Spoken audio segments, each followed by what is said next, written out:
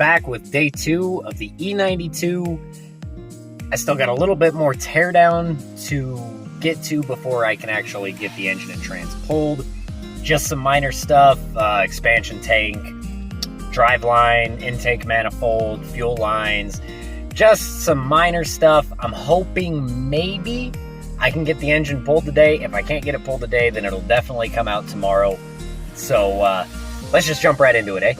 Kind of go over what I still got to remove. The expansion tank's got to come out. The vacuum canisters have to come out. All the wiring, that all has to just kind of be pulled over. I've got to take the intake manifold off. Oil catch can. This positive battery wire here that runs to the starter and then to the alternator. There's a fuel line, maybe 2 fuel lines that I need to disconnect from the fuel, high pressure fuel pump.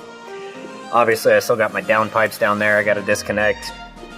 And then disconnecting the drive shaft, getting under it, getting the trans mounts loosened, make sure the tranny is still supported by a tranny jack, and then loosen up the motor mounts.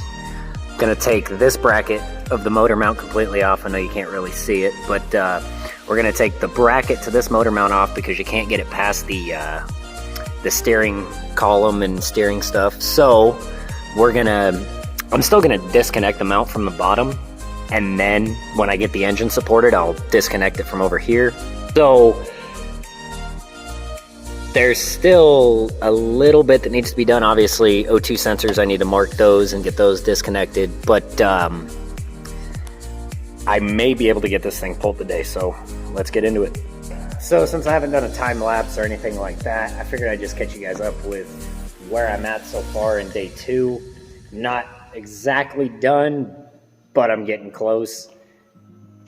I believe I'm actually just gonna pull the engine because now that I've got the intake manifold off and all this room, I'm realizing the bell housing bolts for the tranny are decently accessible. So I'm thinking I may just pull the engine.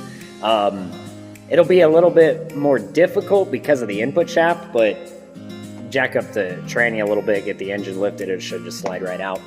So I figured I would just catch you guys up on with what I've got accomplished today so far. Obviously, intake manifold's off. I've got the power wire that runs all the way across. That's all disconnected. I got fuel lines disconnected. Expansion tank is out. Vacuum canisters are out. The DME is out. All the wiring harness is pulled over. So next I got to crawl under. I got to get the downpipes disconnected. I do believe there's a couple more things I got to do down there. I think I got to drop the steering rack, disconnect O2 sensors.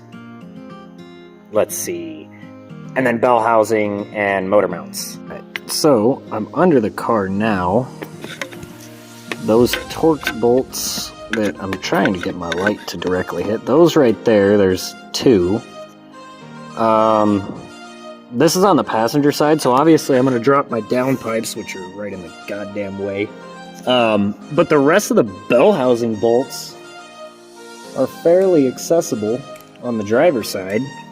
So I think I'm going to disconnect my O2 sensors, disconnect my downpipes, and that'll free up the space to get to the bell housing bolts on the passenger side. And I think that's how I'm going to do it. I'm calling it a day. I'm fucking exhausted. I'm beat. This car beat me up today. But she's ready. All I got left is the bell housing bolts and the motor mounts. And this engine's out. So tomorrow, I'll pull the engine. This is where we're at. There's a couple of lines you got to disconnect down there. And there's a cover going to them. There's a fuel line and a vacuum line you got to disconnect. Downpipes are out. DME is out. Like I said, all I literally have left is the bell housing bolts and the motor mounts. So tomorrow, this bitch is coming out. And then the real fun begins. Motor mounts are out. Tranny brackets out. Engine's ready. Eddie came through. We decided to, instead of fucking with the bell housing bolts, that we're just going to... We disconnected the drive shaft, and honestly, it looked like it was quite a bit easier. So we've got movement from the engine and trans. now it's time to pull out. All right, she's not set down, she's just kind of eased. Oh yeah, I could not be fucking happier. 2.5 days, the engine's out, let's go. So, day 3, I really didn't record a lot. So, I may just make day 2 and day 3 the same video. I know, I fucked up, and I apologize. But, I'll catch you guys up with where we're at. Engine's out, tranny's out. The engine's not like sitting on the ground, it's just kind of set. The bolts for our engine stand are too short, and I was gonna use the bolts that came, you know, with the tranny to the engine, but those are aluminum, and I really don't want to risk stretching those aluminum threads. So tomorrow I'm gonna swing by either Fastenal or O'Reilly's, find some actual standard steel bolts, and be able to actually mount this thing up. But we decided to pull the tranny. It was like 7 bolts, including the drive shaft, to pull the tranny out, so we just said, fuck it. I left the power steering pump on just so I didn't have to disconnect that line on the steering rack, and I didn't have to disconnect the line to the bleeder. Or not the bleeder, but the reservoir.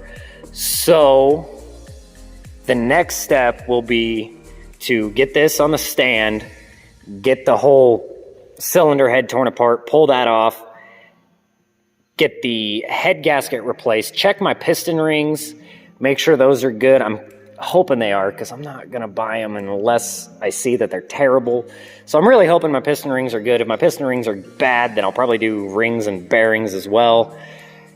I'm also probably going to service this thing. You know, it's the automatic, so I'm kind of weary about it. I don't know if it's been serviced, and I've got 110,000 miles, but I did lose a good amount of tranny fluid, so I might as well just get the filter and the fluid and just replace the tranny shit as well.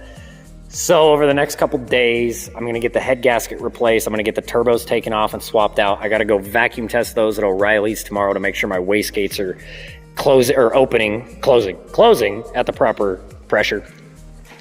So yeah, again, you know, like I said, I didn't get a lot recorded on this, and I should have. But I will put some of the clips that I got that went on my Instagram, and I'll be sure to post them in with this video. The camera, I believe, is turned, so yeah. Anyway, this is where we're at so far. I'm hoping, praying that I should be able to get this thing back in the car by Wednesday. So we'll see how that goes. But this is where we're at right now, and I'll catch you guys back up probably tomorrow if I end up coming up here. My schedule's kind of screwed, so if I do end up coming up here, I'll catch you guys up on day 4. But this is where we're at. We've still got quite a bit of work to do. I've got still tons of boxes sitting over there.